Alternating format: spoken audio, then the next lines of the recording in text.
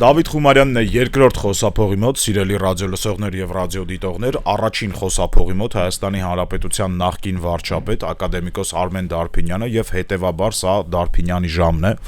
պարոն Դարփինյանի հեղինակային հաղորդումը։ Հարցը մի քիչ դժվար եմ ձևակերպում, իրականում ՄԱԿ-ից եմ ուզում խոսենք, բայց ավելի հեռվից գանք, էլի, արդյոք այդ կառույցի կարիքը կա, պարոն Դարփինյան, այս ժամանակահատվածում։ Բարև ձեզ, սիրելի բարեկամներ, բարև ձեզ, սիրելի Դավիթ։ Այո, ես էլ նույնպես ուզում եի խոսել ՄԱԿ-ի գլխավոր ասամբլեայում տեղի ունեցած իրադարձություններից, որովհետև այնուամենայնիվ, ինչպես մենք ուզենք, թե չուզենք վերաբերվել Միացյալ Ազգերի կազմակերպությանը, այն մնում է, եղել եւ մնում է միակ հարթակը, որտեղ երկրները ներկայացնում են իրենց տեսակետները, իրենց վերլուծությունները, իրենց մոտեցումները առկա խնդիրների նկատմամբ եւ այդ ելույթները լսելով կարող ես գոնե կռահել, թե առաջիկա 1 տարվա ընթացքում ինչպիսի գործողություններ են կատարվելու տարբեր երկրների կողմից, հատկապես նրանց կողմից, ովքեր կանխորոշում են միջազգային զարգացումների ամբողջ սպեկտրը։ Այդ իսկ պատճառով ՄԱԿ-ը իհարկե կարևոր հարթակ է, միակ հարթակն է, այլ հարթակ չկա եւ նրանք սկեպտիկները, որոնք այսօր գուժում են ՄԱԿ-ի արդեն վախճանը եւ հատկապես Միացյալ Նահանգների նախագահ Թրամփի ելույթից հետո եւ ելույթի կոնտեքստում, որովհետեւ Թրամփը դե ուղղակի ոչնչացրեց, բնաջնջեց ՄԱԿ-ը, ասես դա կոռումպացված կառույց է։ Ընդհանրապես Թրամփի գործողություններում եւ արտահայտություններում շատ նմանություն եմ տեսնում մեր Փաշինյանի հետ, շատ, որովհետեւ ասենք ՄԱԿ-ը կոռումպացված կառույց, որևէ մեկը երկրի խոշոր երկրներից մեկի ղեկավարների մաքուր անձնական շահ տենդերը ինձ չտվեցիք վերանորոգման։ 20 տարի առաջ ես ուզում եի պարկետը փոխեի, բան։ Մի խոսքով սա մի քիչ բան է, էլի, հասկանում ես, այնուամենայնիվ եթե վերանանք, ասենք, Թրամփի այս գնահատականից, ՄԱԿ-ը մնում է միակ հարթակը, որտեղ հնարավոր է ինչ-որ բան գոնե համաձայնեցնել։ Շատ դժվար է վերջին տարիների ընթացքում որևէ բան համաձայնեցնել, որովհետև Անվտանգության խորհրդում ՄԱԿ-ի առնվազն բոլոր հարցերի շուրջ առնվազն մեկը լինում է դեմ եւ հարցը չի լուծվում։ Բայց դա միակ հարթակն է, որտեղ գոնե դիալոգ, դիսկուրս է հնարավոր իրականացնել, հասկանում ես։ Հիմա սուբյեկտիվ կարծիքը դնենք մի կողմ, ՄԱԿ-ում պարտադիր պետք է երևալ, պետք է ակտիվ լինել, ՄԱԿ-ը այն հարթակն է, որտեղ մենք որպես երկիր, որպես անդամ երկիր կարող ենք մեր հարաբերությունները զարգացնել, հստակեցնել, դիալոգ բացել, հասկանում ես, բոլոր երկրների հետ, որտեղ հիմա ասենք կոպիտ ասած Աֆրիկայի հետ որևէ գործառույթ սկսելու լավագույն հարթակը, եթե մենք ինչ-որ բան ունենք, աֆրիկական ցանկացած երկրի, դա ՄԱԿ-ն է, ՄԱԿ-ի հարթակն է, որտեղ Աֆրիկայում մենք գրեթե դեսպանատուն չունենք, Սև Աֆրիկայում մենք դեսպան չունենք, մենք դեսպան ունենք, ասենք Եգիպտոսում, որը փակում է կարծես թե Ալժիրը, բայց ուզում ասեմ դա այն հարթակն է, որտեղ աշխատել է պետք, որտեղ շատ ակտիվ է պետք լինել, ավելին, որտեղ մեր դեսպանը եւ յուրաքանչյուր երկրի դեսպանը, օրինակ Միացյալ Նահանգների դեսպանը ՄԱԿ-ում համարվում է ամենակարևոր դեսպանը Միացյալ Նահանգների։ Նույնը պիտի լինի նաեւ մեր մոտ։ Այդպես չէ, իմ կարծիքով։ Համենայն դեպս մենք վերջին ժամանակներս չենք տեսնում մեր դեսպանի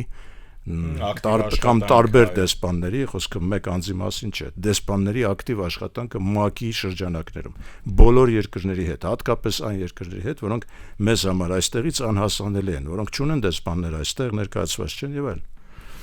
Իմ կարծիքով աշխատելը պետք, այսինքն մեկ բառով պատասխանելով ձեր հարցադրմանը, Դավիթ ջան, այո, ՄԱԿ-ը կարևոր հարթակ է։ Եվ չլսենք Թրամփին, որը տենդերը չի կարողացել տենդերը անցկացնել։ Դուք նեթվորքինգի մասով եք ասում։ Իհարկե կարևոր է, դա մեզ շփման հնարավորություն է տալիս, բայց արդյոք ինքը հարց լուծող կառույց է, այսինքն արդյոք ՄԱԿ-ի որոշումը ինչ-որ բան է նշանակում 21-րդ դարում։ Այո, Դավիթ, նշանակում է։ Այո։ Հետ գնանք նորից 35 տարի առաջ, ՄԱԿ-ի 4 բանաձևեր կային, որոնց վրա հենվելով Ալիևը եւ Ադրբեջանը ուղղակի հարձակում գործեցին Լեռնային Ղարաբաղի վրա եւ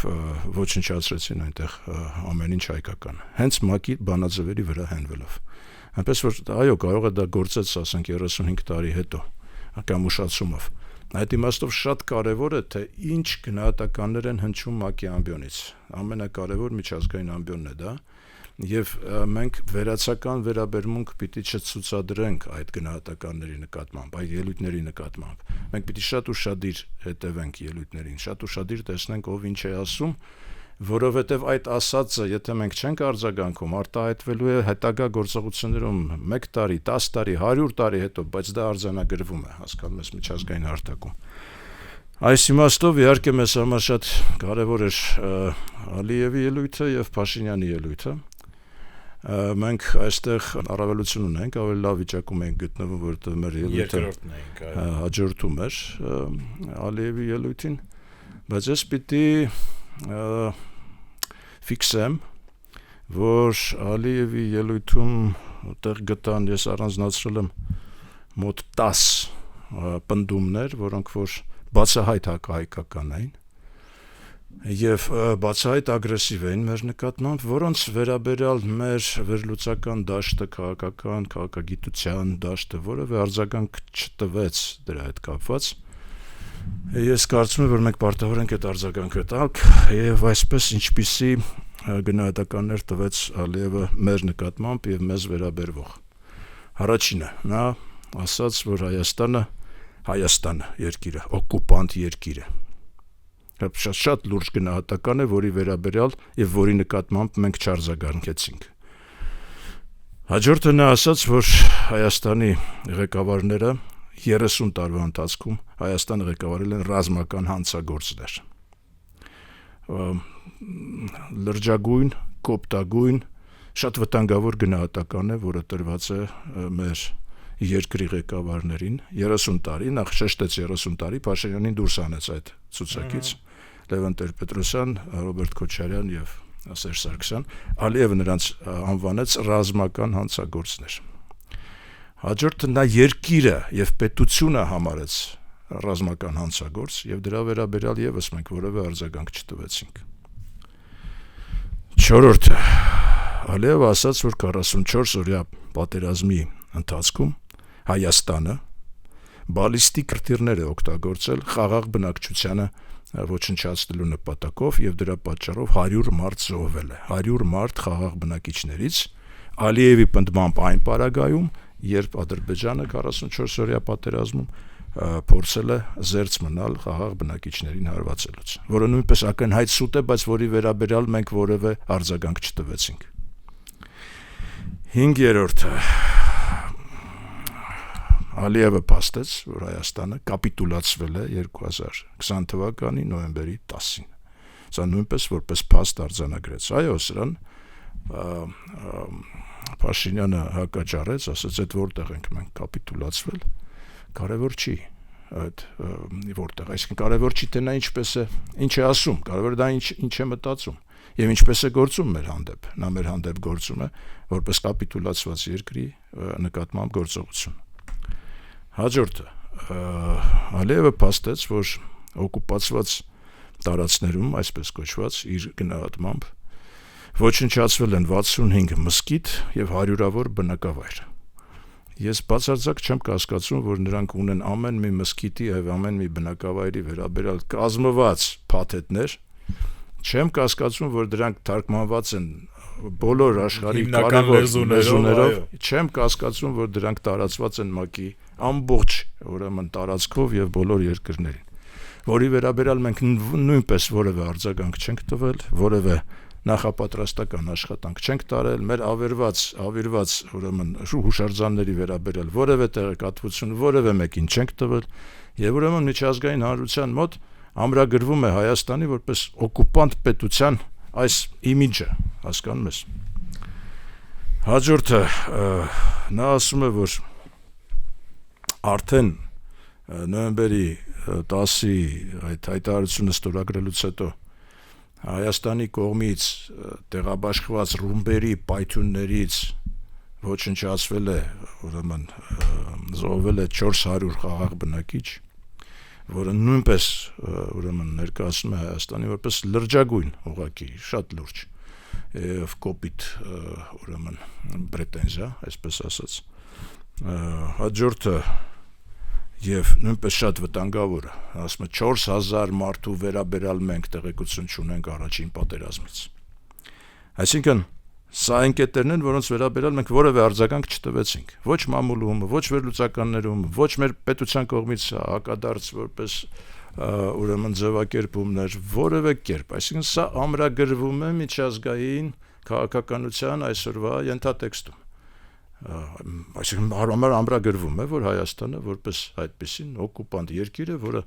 ուրեմն ամեն ինչ ավիրել է ադրբեջանականը, եւ 4000 մարդու վերաբերալ էլ որևէ տեղեկություն չկա, որի վերաբերալ նրանք մեզ շարունակելու են, որևէ կասկածից չունեմ, շարունակելու են այդ պահանջները մեզ ներկայացնելու։ Ես սա շատ վտանգավոր եմ համարում, այո, եւ իհարկե եւս մեկ փաստարկ, որ այդ այսպես կոչված ճանապարհը մեկ անգամ եւս ուրեմն կոչեց որպես Զանգեզուրյան կորիդոր։ Հա։ Հիմա Փաշինյանը այս բոլոր կետերից ընտրեց երկու կետ, որոնց վերաբերալ հակաճառեց իր ուրեմն ելույթում։ Մեկը դա ուրեմն միասեք Զանգեզուրի Միչանսկ, դա ներկայացված էր, որ այդպիսի բան չկա, որովհետև չի եղել, մենք ուրիշ բանի մասին ենք պայմանավորվում, խնդրում եմ միասեք, հա։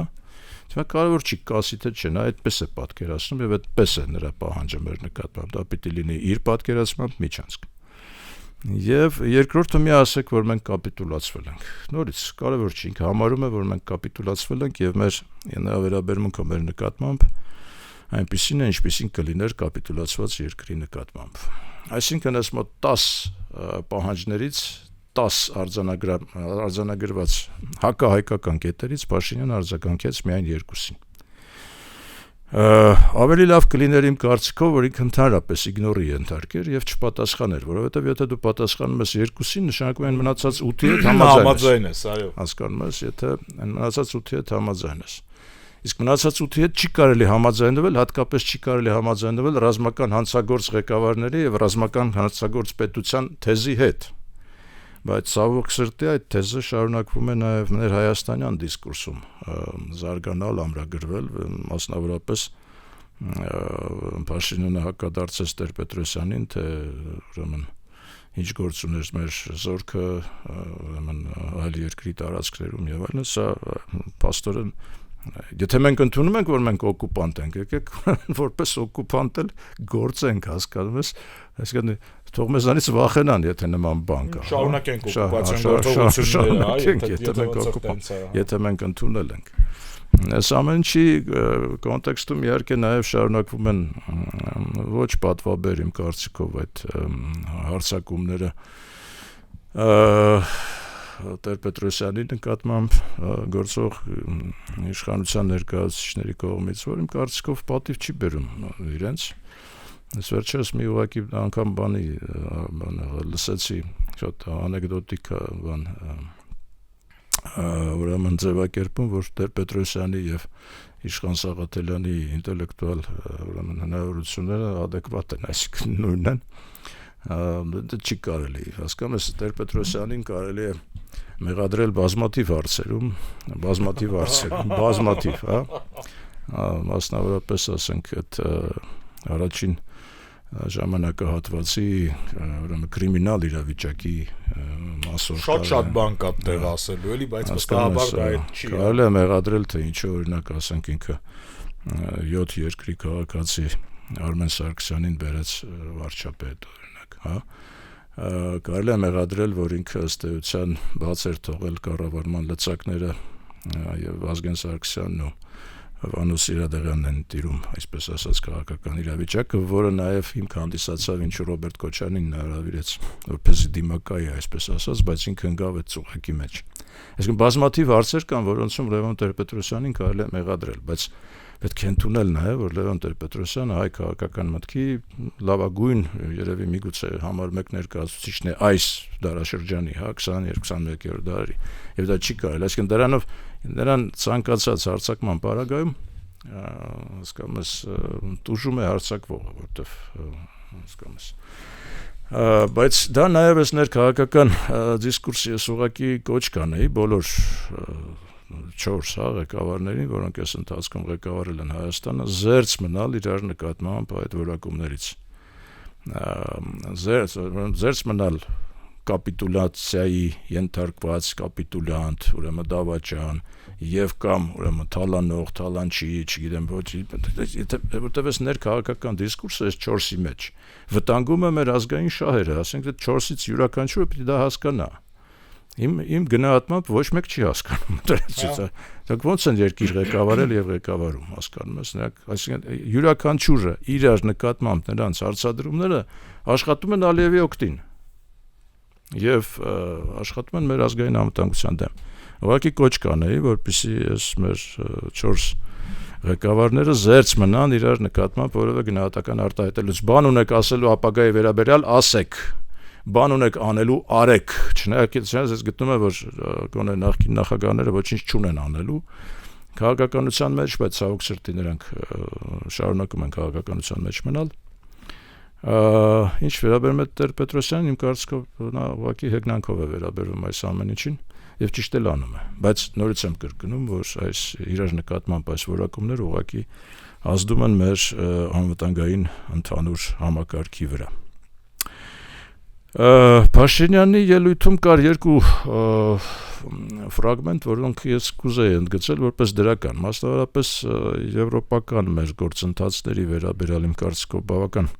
հավասարակշռված մոտեցում ցուցաբերեց, ասաց, որ այո, նման օրենք ընդունվել է, մենք ուղղակի իսկապես նպատակադրված ենք եվրոպական ուրեմն համակարգերը, օրենսդրական, դեմոկրատական համակարգերը ներդնելու, դա է մեր նպատակը, եթե մենք հասնենք ձեր չափանիշներին, ուրեմն դուք կգնահատեք, կընդունեք, չընդունեք, միևնույն է, մեզ համար լավ է, որովհետև մենք կհասնենք ձեր չափանիշներին։ Դա կարծում եմ լավ ընդգծում էր եւ հավասարակշռված էր։ Ինչ վերաբերում է Ռուսաստանին, շատ կարևոր է այստեղ ընդգծել, Դավիթ, որ առաջին անգամ Ռուսաստանին վերաբերող հատվածում Փաշինյանը խոսեց ընդամենը 3 գումարած 3 ֆորմատի մասին։ Այսինքն ընդգծեց, որ Ռուսաստանի հետ մենք իհարկե ունենք երկկողմ հարաբերություններ եւ զարգացնելու ենք դրանք, իսկ միջազգային ֆորմատ, որպես Ռուսաստանի հետ հարաբերվելու, բերվեց 3 գումարած 3 ֆորմատ, այսինքն չխոսվեց ԱՊՀ-ի մասին, չխոսվեց ՀԱՏՄ-ի մասին, չխոսվեց մյուսի մասին, ՀԱՊԿ-ի մասին, խոսվեց 3+3-ի մասին։ Սա շատ հետաքրքիր շեշտադրում էր, որի վրա ես ձեր ուշադրությունը անպայման կսևեռեի, որովհետև համարում եմ, որ դա կարևոր է, այսինքն դա նաև Հայաստանի կողմից կոնկրետ ուղղության վեկտորի փոփոխության ազդանիշ է եւ նաեւ Հայաստանը պաստորեն շատ ժամանակ, եթե հիշում եք, ընկրկում էր, անհասկանալի էր կընդունենք մենք այդ ֆորմատը թե ոչ, 3 գումարած 3 ֆորմատը։ Ես կողմնակից եմ եղել միշտ, որ մենք լինենք այդ ֆորմատում, որովհետեւ մեր հարևանությունն է, մեր շրջանն է, մեր տարածաշրջանն է եւ մենք որովհետեւ փախչելու չունենք, առավել եւս որ որևէ ստույգ բարեկամ չունենք այդ տարածաշրջանում, մենք պիտի լինենք այդ կոնտեքստում, որպեսզի գոնե հակահայկական ձևակերպումներ չլինեն։ Այս իմաստով ես դա կողջունեի, բայց նաեւ Ռուսաստանի հետ, որ միջազգային հարթակը 3+3-ն է, սա նորություն էր։ Կուզենայի դա ընդգծել։ Հիմա խոսեցինք Փաշինյանի եւ ուրեմն Ալիևի ելույթներից, խոսենք նաև Կավելաշվիլու ելույթից, Վրաստանի նախագահն էր այնտեղ ներկայացնում այս անգամ Վրաստանը, Կավելաշվիլին ֆուտբոլիստ է նախկինում, բավական արտահայտիչ տեսք ունեցող, այդպես սպորտային մարմնային կառուցվածքով բավական իմպոզանտ կերպար է։ Ես կարծում եմ վերացիները պաշտոն առաջադրելիս շատ մեծ նշանակություն են տալիս այդ վիզուալին, ավելին ասեմ, ժամանակին Կարեն Սերոպիչին, որ ուրեմն նշանակեցին առաջին քարտուղար, այդ վիզուալ տեսքը Կարեն Սերոպիչի շատ մեծ ազդեցություն ուներ, այդ թվում նաև իր հաջողությունների պատմության մեջ։ Հիմա այս Կավելաշվիլին շատ հետաքրքիր էր նրա ելույթը։ Ես ուզում եմ ուշադրություն դարձնել մեր հանդիսատեսին եւ իհարկե որոշում կայացնողներին եւ իշխանություններին։ Դες Պաստորեն Վրաստանը մեզանից վերցնում է եւ գրպանում է քրիստոնեության առաջնեկ լինելու ուրեմն այս բանը արգումենտը, որովհետեւ Կավելաշվիլին առաջինն է ինչ որ ասաց մենք ամենահին քրիստոնյա ժողովուրդն ենք, 1700 տարվա պատմություն ունենք, մենք այն ժողովուրդն ենք, որը քաղաքակրթությունների դիալոգի շփման կենտրոն է եղել միշտ եւ միշտ կլինի, եւ մենք առաջարկում ենք եւ հրավիրում ենք բոլորի այդ երկխոսության։ Ավելին Կովկասյան տարածաշրջանում ասած մենք այն երկիրն ենք, որը մշտապես եղել է խաղաղության կողմնակիցը, մշտապես եղել է տարբեր երկրների, տարբեր քաղաքակրթությունների, տարբեր ժողովուրդների հավաքման վայր։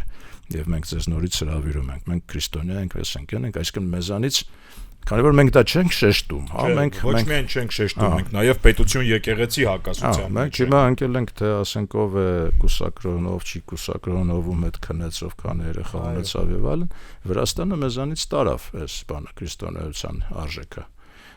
Ասենք նորից եմ կրկնում, դա մնում է, հասկանում ես, արձանագրությունների մեջ մնում է։ Վրաստանը ֆիքսվեց որպես քրիստոնեության համար մեկ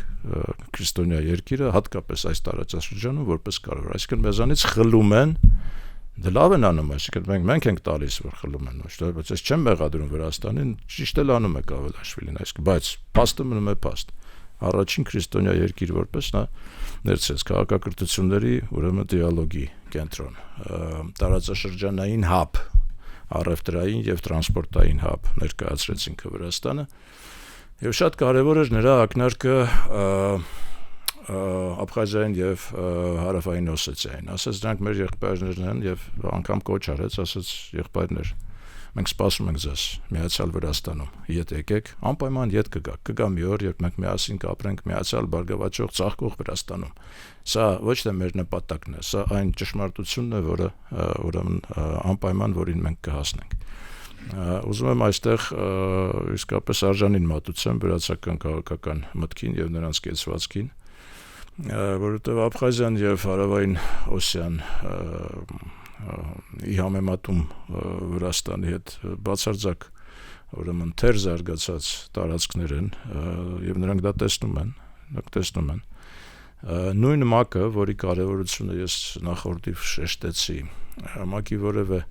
լուրջ երկիր եւ ՄԱԿ-ը ընդհանրապես չի ընդունելու Հարավային Օսիայի եւ կամ Աբխազիայի անկախությունը, դա ճանաչվել է միայն Ռուսաստանի կողմից, սատելիտ չէ, եթե չեմ սխալվում, Վանուատուն ճանաչել էր։ Սիրիան եկել, եթե չեմ սխալվում։ Նախորդ Սիրիան միգուցե նախորդ, հիմա դա որևէ նշանակություն չի ունենալու հաջորդիվ, որովհետեւ Սիրիան արդեն նոր Սիրիա է, հաստատ փոխվելու է քաղաքականությունը եւ Սիրիայի ճանաչելուց կամ չճանաչելուց ոչ մի բան չի փոխվելու, կամ Աբխազիայում կամ Հարավային Օսիայում։ Ես կարծում եմ, որ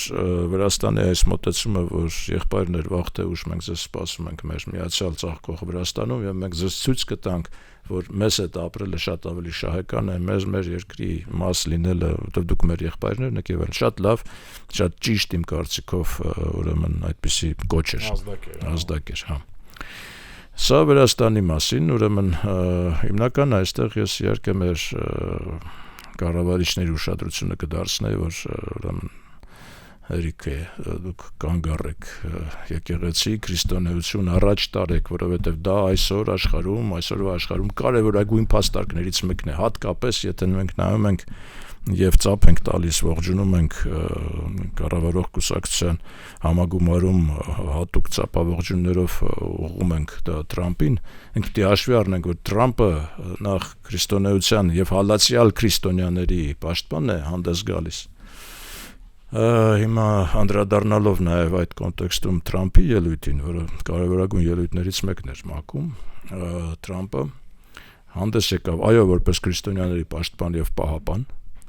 ըստ որում ընդգծեց, որ քրիստոնյաները ամենահալածյալ բաներն են, ժողովուրդն են, կրոնավոր, ամենահալածյալ կրոնն է աշխարհում, Թրամփը անպայման ընդգծեց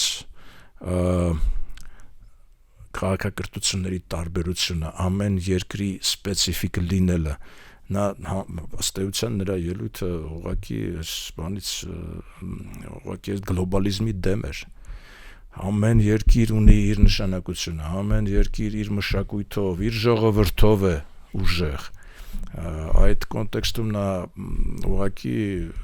ոտնահարեց եվրոպական գլոբալիստական մոտեցումները տարբեր փախստականներին ընդունելու եւ ըստ էության եվրոպական քաղաքակրթությունը ուղղակի վտանգի տակ դնելու այս փաստը շատ լուրջ քննադատության ենթարկեց նա Եվրոպան եւ ընդգծեց ունիկալությունը յուրաքանչյուր երկրի, որ յուրաքանչյուր երկիր իր ունիկալությամբ, իր մշակույթով, իր պատմությունով, իր քրիստոնեությամբ, մուսուլմանությամբ կապ չունի, բայց իր ինքնությամբ է կարևոր։ Ես պիտի ուշադրությունը նորից հրավիրեմ մեր քաղաքական գործիչների, որ այդ ինքնությունը չի կարելի լղոզել, այդ ինքնությունը պետք է առաջ տանել ամենայն կերպով, ուրեմն ընդգծել, բերել, ուրեմն առաջնային դիրք, որտեվ եթե մեր Հայաստանից հանում ես հայ ինքնությունը, ոչինչ չի մնա Հայաստանից։ Ցանկացած մեկից յուրաքանչյուր հայից հանի իր ինքնությունը, դա դառնա ոչնչություն ուղղակի, հասկանում ես։ Սա շատ կարևոր է, եթե դուք Տրամփին ծափ եք տալիս, սիրելի բարեկամներ, ուրեմն հետևեք նաև նրան, ինչ է ասում Տրամփը, հատկապես եթե դա մեր օգտին է։ Հաջորդը ես կընդգծեի, որ Տրամփը շատ կարևոր ՄԱԿ-ի ամբիոնից նա պաշտպանեց ընդամենը 20 հոգի իսրայելցի է մնացել Համասի գերության մեջ, բայց այդ 20 հոգու մասին Տրամփը ուրեմն պահանջ ներկայացրեց Համասին։ Ընդամենը 30 մարմին է մնացել, դիակներ, որոնք որ վերադարձված չեն Իսրայելին, նա այդ 30 դիակների մասին խոսեց։ Հասկանում ես, մեր գերիների մասին ոչ ոք չխոսեց։ Բաքվում պահվող հայ գերիների մասին։ Բաքուն խոսեց մեր իրենց 4000, չգիտեմ, անհայտ կորածների մասին։ Այո, մեր կողմից խոսք չեղավ։ Մենք չխոսեցինք, ոչ միայն մենք չխոսեցինք, դա պարզ է, որ ուրիշն էլ չի խոսի, եթե մենք չենք խոսում, հա։ Իսկ Տրամփը խոսեց եւ Տրամփը տեր կանգնեց այդ ամեն ինչին, պահանջ ներկայացրեց պաղեստինցիներին եւ Համասին։ Պիտի ասեմ, որ Տրամփը նաեւ ամոթանք տվեց այն երկրներին, որոնք ճանաչեցին Պաղեստինի անկախությունը։ Դա վերաբերում է նաեւ մեզ, որովհետեւ մենք 30 քանի տարի սպասելուց հետո վերջ մի տարի առաջ մոտավորապես ուրեմն ճանաչեցինք Պաղեստինի անկախությունը։ Մեծ հաշվով անիմաստ, պարոն։ Բացարձակ անիմաստ, ես ենթադրում եմ, որ դա Ֆրանսիայի նախագահ Մակրոնի ուղղակի ճնշումն էր կամ նրա խնդրանքը կամ նրա հորդորը, Մակրոնի ջրերի տակ էինք ընկել։ Ասեմ, որ եվրոպական մի քանի երկիր եւ բրիտանական երկրները բրիտանական այդ ուրեմն համագործակցության երկրները Անգլիան, Ավստրալիան, Կանադան ընդունեցին, ճանաչեցին, Պաղեստինը ճանաչեց Պորտուգալիան, այս վերջերս Ֆրանսիան ճանաչեց, եվրոպական եւ մեծ հաշվով արևմտյան քաղաքակրթություն ներկայացնող կարևորագույն երկրներ ճանաչեցին, բայց Տրամփը նրանց ամոթի սյունին գամեց, ասաց, որ դրանով դուք ուղղակի ուրեմն ողջունում եք Համասը եւ տերորը, նրանք ովքեր ճանաչում են Պաղեստինը այս վիճակում։ Եվ դրան զուգահեռ Տրամփը հսկայական աշխատանք տարավ եւ արդեն կարծես ներկայացրել է մի նոր մոդել, ինչպես կարելի է կարգավորել այդ հարաբերությունները իսրայելա-պաղեստինյան։ Պիտի ասեմ, Դավիթ, որ Տրամփը հանդիպեց, եթե չեմ սխալվում, 8 արաբական մահմեդական երկրների ղեկավարների հետ։ Տրամփի իսկ կողքը նստացրել էր Էրդողանին, հասկանում ես, Թուրքիայի նախագահին, եւ արաբական երկրներ արդեն նստած էին սեղանի երկու կողմերից, այսինքն նա արդեն դրանով ընդգծեց, որ նա ճանաչում է Էրդողանին որպես մահմեդական երկրների լիդեր։ Սա ուղղակի անթակույց է, հա։ Միացյալ Նահանգները այսօր ճանաչում են Թուրքիան որպես մահմեդական երկրների լիդեր։ Կարող է ճիշտ են անում, պարոն Գարփինյան։ Երևի տենց էլ կա, էլի։ Ճիշտ է, դե ֆակտո այդպես է, հա, այսինքն Թուրքիան ուժեղացրեց իր միջազգային դիվանագիտական ջանքերը նրա ավանդական դիվանագիտական հմտություններին գումարվեցին նաև այսօրվա պրագմատիզմը, նրանք շատ խելոք քաղաքականություն են վարում եւ դե ֆակտո այո դարձան լիդեր։ Եվ Թրամփը նստացրեց, այսինքն ստացվեց, որ ոչ թե Թրամփն է հավաքել դրանց, այլ Թրամփն ու Էրդողանը հավաքել են եւ գալիս են ինչ որ համաձայնության, իսկ համաձայնությունը կայանում է նրանում, որ Գազայում առաջարկվում է ժամանակավոր ադմինիստրացիա տեղադրել միջազգային ուժերով։ Ադմինիստրացիայի ղեկավար իդեպ առաջարկվում է Տոնի Բլերը, նախկին Բրիտանիայի վարչապետը, որը այդ նույն ծրագրով, եթե չեմ սխալվում, 10 տարի առաջ հանդես էր եկել, բայց այդ ծրագիրը արդեն մոդիֆիկացված այսօրվա տարբերակով Թրամփն է ներկայացնում։ Ժամանակավոր ադմինիստրացիա, արաբական երկրները պատասխանատվություն են վերցնում ֆինանսավորելու Գազայի վերականգնման աշխատանքները։ Ուրեմն ժամանակավոր ադմինիստրացիան վերականգնումից հետո եւ Համասի ամբողջական ոչնչացումից հետո իշխանությունը աստիճանաբար կփոխանցի պաղեստինյան լեգիտիմ իշխանություններին եւ դրանից հետո նոր ուրեմն ճանաչման հարցը հանդես կբերեն։ Այսինքն Թրամփի մոտեցումը շատ ավելի կարծիքով եւ ռացիոնալ է եւ ճիշտ, որովհետեւ ասում եմ հիմա ինչ եք ճանաչում։ Հիմա ճանաչում բան չկա ճանաչում։ Ինչ եք ճանաչում։ Հստակ կառույցներ կան, ոչ ինստիտուտներ կան։ Դե հիմա մենք ճանաչել ենք, հասկանաս, մենք ու Մակրոնը ճանաչեցինք։ Եվ Թրամփը ուրեմն երկու խոշոր ոչ թե պահանջ, այլ ուղղակի երկու հարցում նա անգամ 3 հարցում ինքը ուղղակի շշպռեց եվրոպացիներին, ասաց լսեք այդ գլոբալ, որ ասում եք տաքացում բան եւ այլն, սա գաֆյորա է, ասաց դա բացարձակ իմաստ չունի, ուրեմն այդ որ դուք հողմակայաններն եք զարգացնում եւ այլն, դրանով դուք փչացնում եք բնությունը, ուրեմն տարածքներ եք զբաղեցնում, ասում եմ, հսկայական հեկտարներ։ Դա այսինքն դեվելոպերի պես է մտածում, չէ՞, դեվելոպերի համար դրա վրա կարա հարգել հարցանա, իսկ դուք լեն վերցնում եք փոքր շինություն եք անում։ Դեվելոպերի համար մեկ արժեքը տարածքն է։ Հիմա ասում եմ, դա տարածք եք զբաղեցնում, բան, եւ ամենա ուրեմն ծիծաղալին ինչն է, ասում եմ, տարածքից բացի, ասում եմ, դուք ասում եմ, այդ բաները,